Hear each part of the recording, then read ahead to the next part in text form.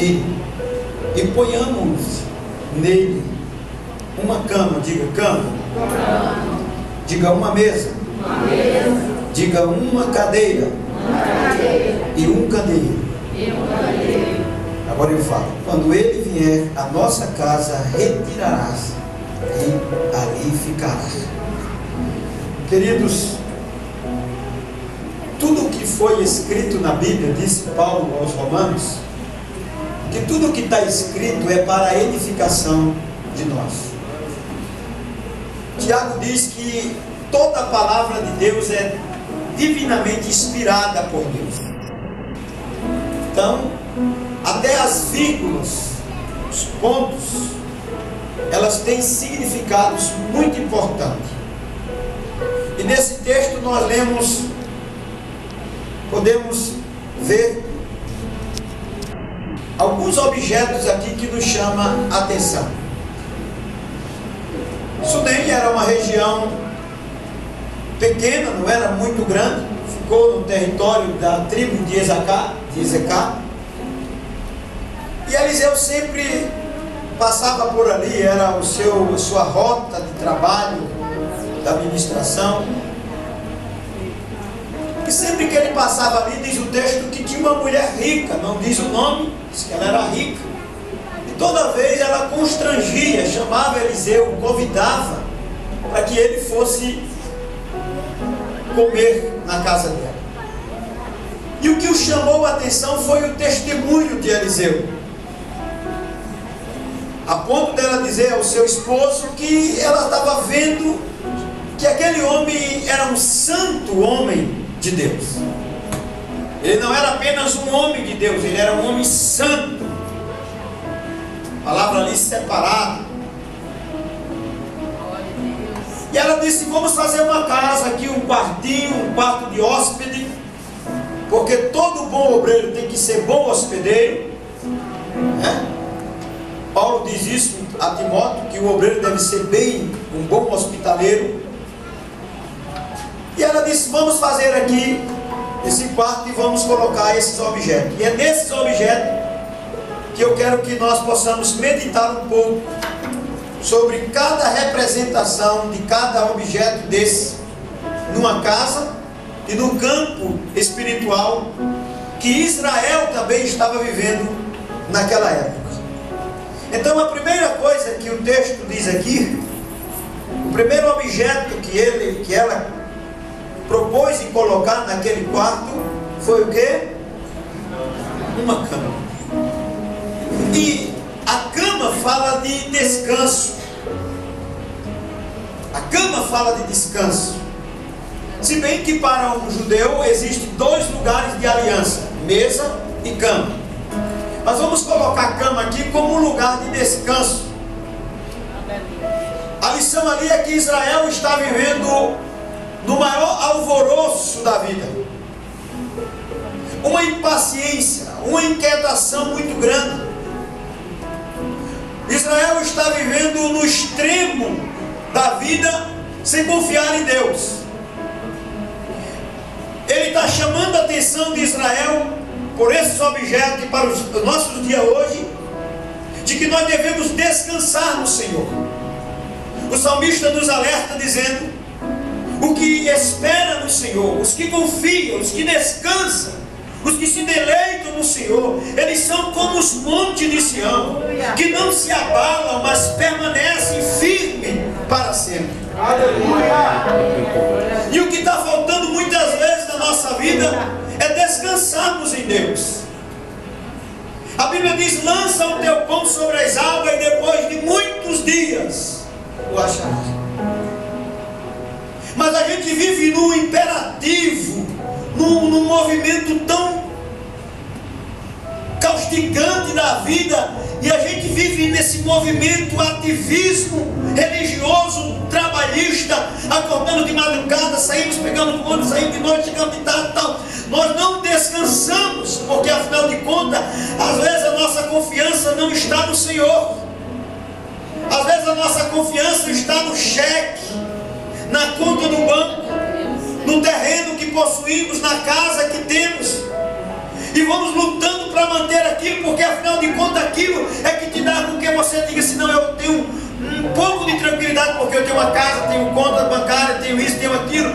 Mas não, Deus está chamando a atenção de Israel, dizendo assim: descansa, Israel, confia em mim, Israel. Nós estamos vivendo um tempo onde há o maior número de ansiedade, de depressão, em que as pessoas não dormem. Para dormir precisam a base de remédios. Eu não estou dizendo de uma questão, um caso isolado de doença, mas eu estou falando que a gente está vivendo a geração mais dopada de droga para dormir, para ter paz, para ter calma. Mas o salmista diz: em paz eu me deito e em paz eu me acordo, porque o Senhor me sustentou. Você precisa descansar em Deus.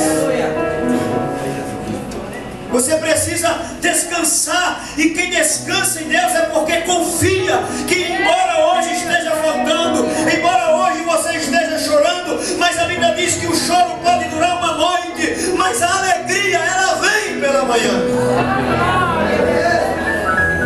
E aqueles que descansam em Deus, diz a palavra do Senhor, não serão decepcionados. Amém. Descanse. Sinta paz interior. Não a paz que o mundo dá, mas a paz de Cristo que excede todo entendimento. Aleluia. Às vezes a gente está vivendo um ativismo tão forte que nós nem paramos para descansar o nosso corpo físico e achamos que somos máquina. E Deus está dizendo para Israel: descansa, Israel. Vocês precisam de uma cama para vocês deitarem e dormir.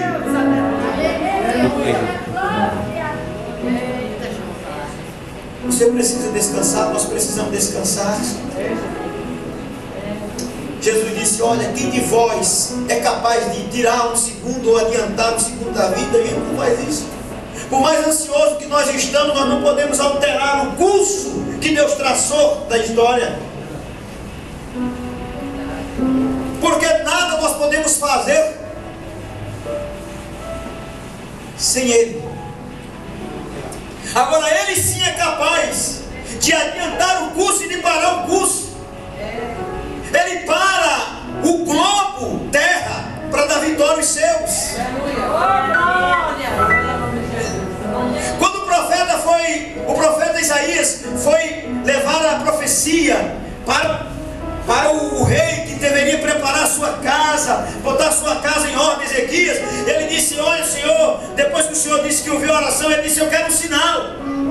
E qual é o sinal? Ele disse: adiantar é muito fácil, eu quero ver voltar, eu quero que o Senhor pare o relógio de Acais 10 graus. E a Bíblia diz que Deus parou o relógio de Acais, e o sol parou, e 10 graus voltou, para mostrar que Deus dá vitória. O segundo objeto que ela coloca na casa para receber o profeta, eu quero que você diga aí, é o quê? Uma mesa. E a mesa fala de comunhão. Glória a Deus. Mesa fala de partir do pão. Porque nós que somos de 4 décadas atrás, lembramos muito bem que sempre que chegamos à mesa, não tínhamos como não agradecer a Deus pelo pão que estava sobre a mesa. Mas a gente anda tão ansiosos que a gente come e nem para dizer: Senhor, obrigado por este pão. Israel estava tão ansioso que Israel tinha perdido a sua comunhão com Deus. E a mesa fala de comunhão, e comunhão fala de diálogo. Não tem como eu ter comunhão com alguém que eu não tenho diálogo. Por isso que quando é rompido a comunhão entre Adão e Deus, cessa ali o diálogo. Você vê que Deus não vem mais conversar com Adão, Deus não desce mais à tarde para conversar com Adão, porque houve um rompimento na comunhão. E às vezes a gente estamos numa igreja como essa, e que a pessoa está sentada ali à mesa e você não sabe o nome dele e nunca apertou a mão dele. E às vezes a falta de comunhão começa aqui no púlpito. Pessoa que se gradeiam por posições, por cargo ou por alguma coisa, e não podem mais olhar um para o outro, e não podem mais se abraçar com dignidade e honestidade do coração, porque abraço falso é o que mais tem. Oi pai, tudo bem? Mentira, não está. Comunhão. Precisamos ter comunhão, precisamos do partir do pão. A mesa grande faz com que você peça o pão ao seu irmão. Passa aí o café, passa aí a bolacha. Isso é comunhão. A gente vive uma época que a mesa tem perdido seu valor dentro das casas. Você chega nas casas, quase não tem nem mesa. Um come no sofá, outro come no quarto, outro na mesa do computador. Um come de manhã, o outro só come tal hora. Nós devemos trazer os nossos filhos à mesa e dizer assim: Senhor, obrigado por esta casa, por este pão. Esse momento de comunhão tem faltado na igreja. Uma coinonia verdadeira, e que não há ninguém perfeito, mas que nós possamos viver com a imperfeição dos outros, e que os outros também entendam as nossas imperfeições. Vivemos um padrão de maniqueísmo, onde a gente queremos que as pessoas sejam perfeitas e nós não sejamos. E disse Jesus: se você quer que alguém faça alguma coisa por você, faça primeiro para ele. Está faltando comunhão, está faltando diálogo, está faltando falta de agradecimento a Deus. A mesa era tão sigilosa para um judeu que Jesus foi questionado porque sentava à mesa com os publicanos e com os pecadores. O que eles não entendiam é que Jesus estava fazendo uma aliança de salvação. Jesus não sentou na mesa dos publicanos e dos pecadores e eles permaneceram mesmo. Porque, digamos aqui de passagem, quando ele entrou na casa de Zaqueu, Zaqueu não preparou a casa, mas entrou lá no banquete, e quando estava comendo, diz o texto que Zaqueu levantou-se e disse: Senhor, eu quero dizer umas palavras aqui. É que se eu roubei, defraudei alguém, olha a mesa que gera confissão de pecado, eu vou dar 4 vezes mais. Quem Jesus sentou, com quem Jesus sentou à mesa, aquelas pessoas nunca mais foram as mesmas. Por isso, mesa fala de aliança, e você tem que ter cuidado com quem você senta à mesa. E que tipo de diálogo, porque sempre alguns negócios e sempre algumas alianças são feitas à mesa. Ninguém faz negócio, é muito difícil. Vamos adiantar por causa da hora. Qual é o terceiro móvel que ela coloca na casa? Uma cadeira. Eita Jesus. Sabe, para que serve uma cadeira?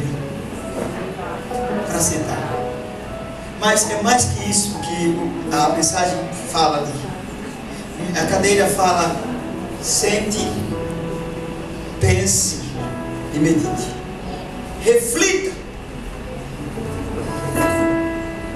Você já viu que é um dos momentos mais que você pensa, é quando você está só, esperando alguém, você está num lugar e você começa a pensar, porque afinal de contas as coisas estão mais fora do tempo de você, e você começa a pensar. Era isso que Israel precisava, meditar no que Deus havia feito. É como se Deus estivesse dizendo assim: Israel, você precisa ter uma retrospectiva da vida de vocês, para ver o que eu fiz na vida de vocês, o que eu estou fazendo, para vocês dizer assim: não, Deus é maravilhoso. Aleluia. Quando nós paramos para vermos o que Deus já fez, de onde o Senhor nos tirou e o que o Senhor tem feito em nossas vidas, é porque o ativismo, a correria, o vai, faz com que a gente não pare. Por isso, é de praxe dizer assim: pare e pense.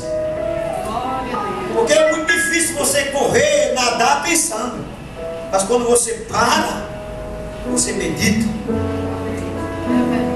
Cada um de nós aqui temos uma história.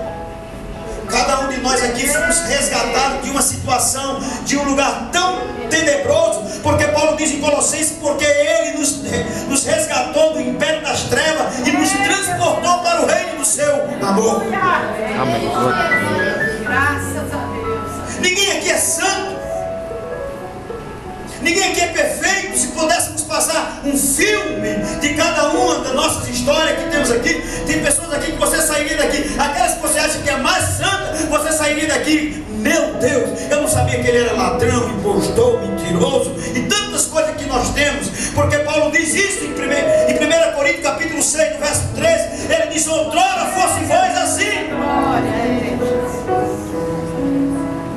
E ele quer que a gente pare, medite, reflita de onde Deus havia tirado Israel 400 anos do Egito, comendo pepino, cebola, sendo chicoteado, não tinha um governo politicamente falido, não tinha como adorar a Deus, porque era manipulado pelo faraó do Egito. E Deus está dizendo: olha para trás, Senhor. E as primeiras coisas que vêm na mente que ela queria ver era que Deus havia tirado eles da escravidão. Quantos de nós não éramos escravos do pecado? Vivíamos aprisionados nos vícios, vivíamos aprisionados nas drogas, na prostituição, na mentira e tantos tipos de coisas que o pecado nos aprisiona. Aprisionado de nós mesmos, do nosso eu, do nosso ego. Mas o Senhor nos tirou, nos libertou. Disse Paulo, escrevendo aos Gálatas: para isso se manifestou. Aliás, Cristo morreu para que na sua morte Ele nos livrasse, para nos tornar livres. Se Israel voltasse por um pouquinho, Israel ia ver o mar se abrindo. Israel ia ver uma coluna de fogo que Deus mandou na noite quando eles caminhavam no deserto. Israel ia ver uma nuvem que andava com eles durante o dia pelo sol caustigante do deserto. Eles iam ver que todo dia caía maná do céu. Eles iam ver que a rocha brotou água. Eles iam ver que Deus mandou cordunis. E quando a gente para ver o que Deus fez, meditar no que Deus fez, é motivo suficiente para a gente levantar a mão e dizer: glória a Deus, porque Deus me tirou, Deus me libertou, Deus me salvou, Deus fez coisas grandes. Por isso alegremos e nos regozijemos no Senhor.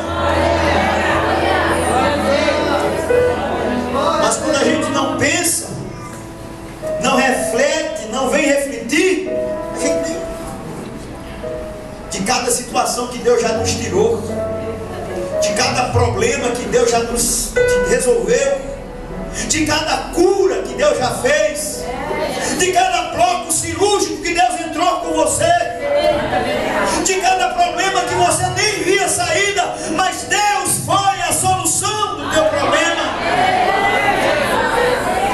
Pare, pense. Há mais murmuração do que meditação. Deus está dizendo: medite. E o salmista Davi diz: bem-aventurado é o varão que não se detém na roda dos escarnecedores, nem fica lá, mas antes o seu prazer é na lei do Senhor, e nessa lei ele medita de dia e de noite. No tempo certo, a sua folhagem é sempre verde e ele é sempre abençoado.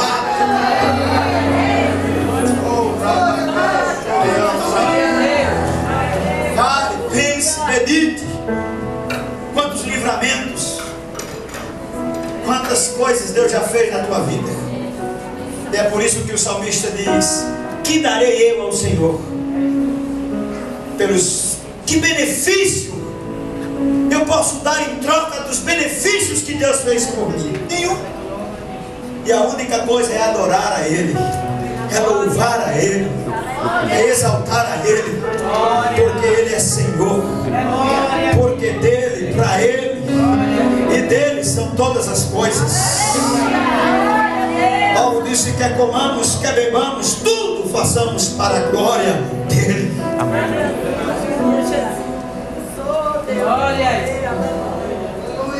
Qual foi o outro móvel, outro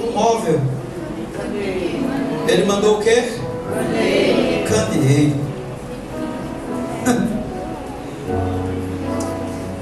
Candeeiro fala de testemunho. Candeeiro fala de luz. E Deus chamou Israel para ser testemunho de Deus. Aquilo que o pastor falou. Para sermos luz do mundo.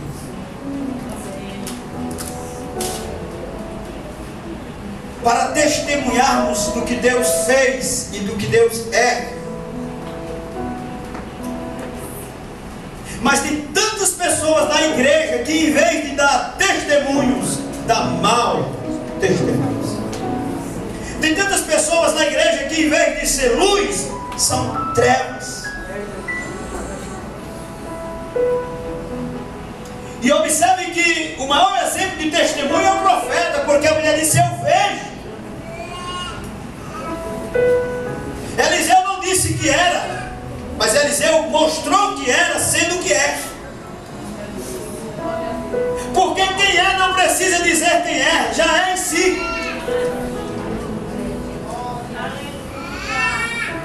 E Israel foi chamado entre todas as nações, não era porque ela era a melhor nação. Tira isso da sua cabeça. Quando Deus chamou Israel, foi uma coisa movida: graça. Deus poderia ter escolhido o gentio, Deus poderia ter escolhido o jebuseu, os afeus, os fariseus, mas Deus escolheu Israel. E Deus escolheu na sua soberania, Ele escolhe quem quer. Amém. Aleluia. Glória a Deus. Agora, quem é escolhido é cobrado, porque aqui muito é dado, muito é cobrado. Por isso que Israel tem uma responsabilidade de testemunhar para as nações do mundo inteiro quem é o Deus de Israel. Aleluia. Mas Israel estava se prostituindo com outros deuses. Israel estava queimando seus filhos a Moloque. Israel estava se misturando com outras nações, com outros povos. Deus não chamou Israel para isso. E o testemunho, ele é tão forte, que sem palavras ele fala muito mais. Aleluia.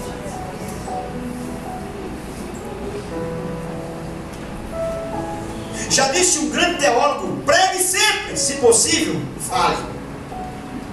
Porque a maior pregação é o seu testemunho de vida. Na tua casa, no teu prédio, na tua família, no teu trabalho, na rua, na tua igreja. Não adianta dizer que faz. Jesus fazia ensinando. E candeeiro fala de santificação, porque fala de luz também, de óleo, de unção. Aleluia. Eu queria fazer algumas colocações aqui sobre o candeeiro e sobre o testemunho de santificar esse Deus. Jesus disse que a luz veio ao mundo, mas o mundo amou mais as trevas do que a luz. João não era a luz, mas dava testemunho da luz. E ele diz: assim como o Senhor veio para testemunhar do Pai, Ele vos envia para que vocês dêem testemunho dele. Observe que Jesus é a testemunha do Deus Santo. Ele testemunhou a santidade do Pai. E assim como Ele veio para testemunhar a santidade do Pai, Ele quer que nós sejamos testemunhas de Jesus. Amém. Então, o projeto de Deus é para que o mundo veja Jesus em nós. Glória a Jesus. Para que quando o mundo olhe para a igreja, ele não veja a igreja, mas veja o Cristo da igreja.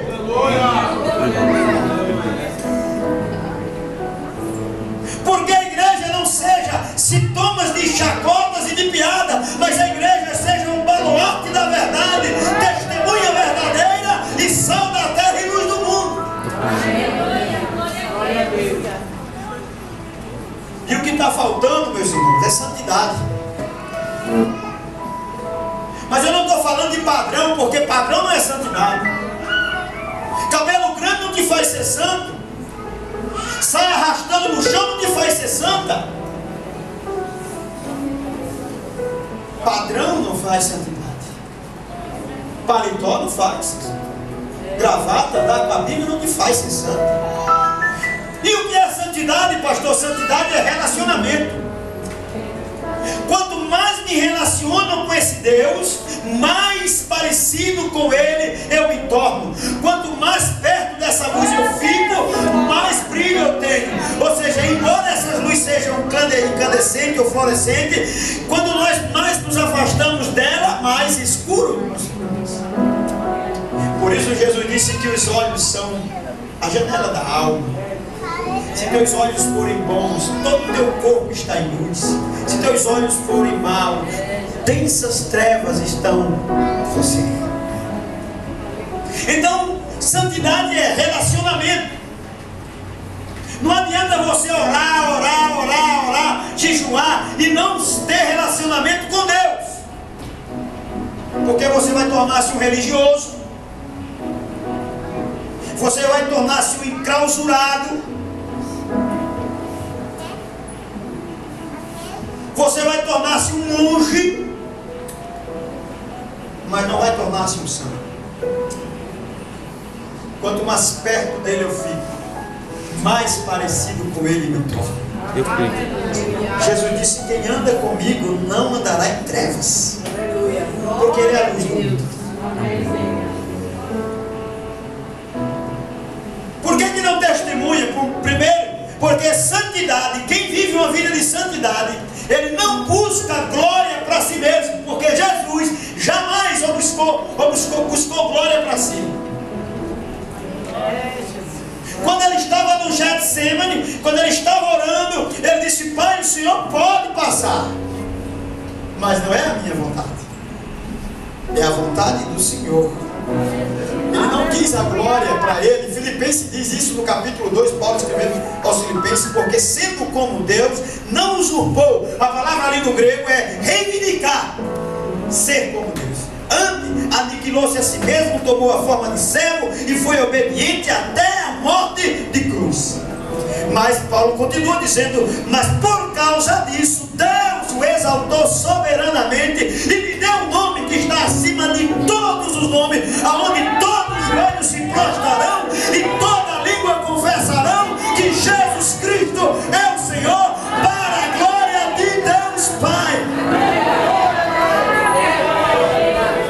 Então eu não busco para mim, é para Ele. A glória é dele, a honra é dele, o louvor é dele. Quem tem que aparecer não é pastor, quem tem que aparecer não é pregador, quem tem que aparecer não é cantor. Quem tem que aparecer é Ele, porque é dele, por Ele, tudo é dele. Segunda coisa, santidade não pactua com egoísmo. Não pactua com egoísmo. Jesus nunca quis nada para si, embora tivesse. E isso é o que chama a atenção, é você abrir mão daquilo que é seu. Porque abrir mão daquilo que não é seu também é abrir mão de poder. Ele não era egoísmo, ele não queria que nada movesse para ele. Ele queria que tudo fosse para o Pai. Amém. Outra coisa para a gente concluir aqui a mensagem.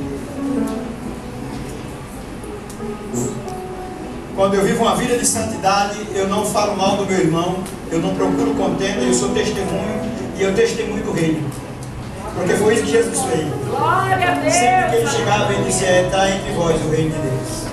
João veio dar testemunho disso: olha, preparais, porque está vindo um que é primeiro do que eu. E ele vai, rapaz, e João anunciava que estava próximo o reino. Quando Jesus chegou, ele disse: está entre vós. João disse: estava próximo, agora já está entre vós o reino. Todo santo, todo testemunho verdadeiro, ele tem uma mensagem. Que mensagem é essa, pastor? Pode a coisa estar pegando fogo aqui no público, Pode a igreja estar cheia de problemas, porque não tem igreja perfeita. Toda igreja tem problema.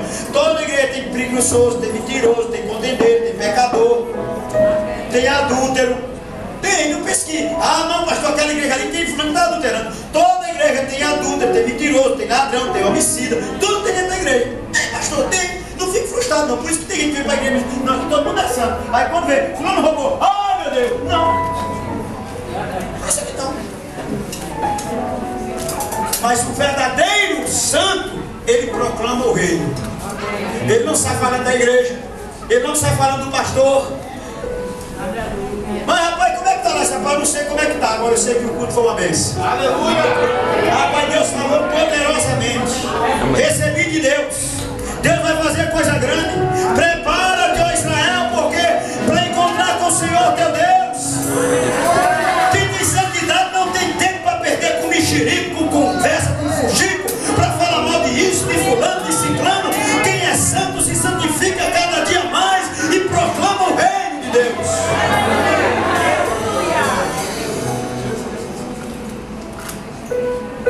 Eu quero perguntar uma coisa aqui. Não, vou afirmar. A tua santidade, ela é medida pelo termômetro da comunhão que você tem, primeiro com Jesus.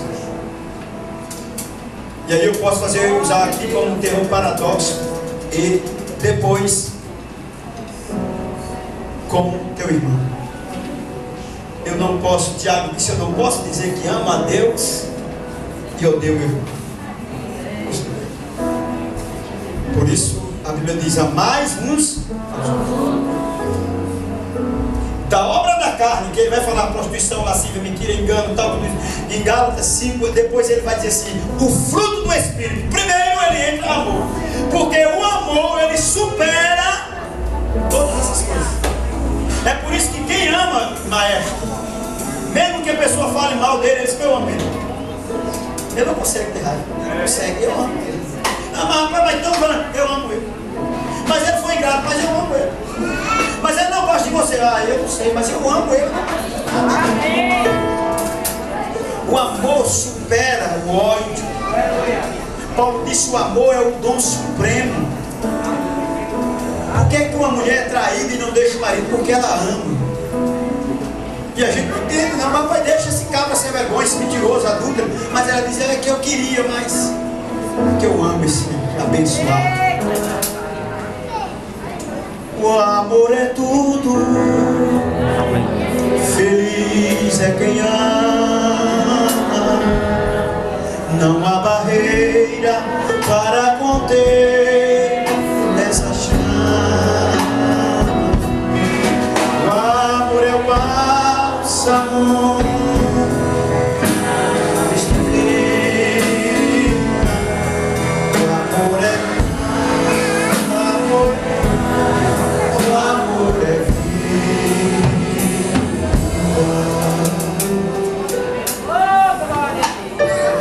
Isso que o Senhor quer que nós sejamos. Que tenhamos uma cama, que temos uma mesa, que temos um candeeiro, uma cadeira e que temos um candeeiro. Descansa, medita, descansa, medita, tenha comunhão e seja testemunha de um Deus santo. Amém. Sabe o que é ser testemunha de Deus? É um dos maiores privilégios do mundo. Talvez a gente ficasse com o nosso ego assim. Estou aqui hoje, nessa noite, representando o governador do estado. Outros podiam chegar aqui e dizer assim: estou representando a presidente desse país. Isso não é nada. Somos embaixadores. E se somos representantes dele é porque temos legalidade por ele para representar ele. E o que a igreja é? Baluarte da verdade, luz do mundo e sal da terra.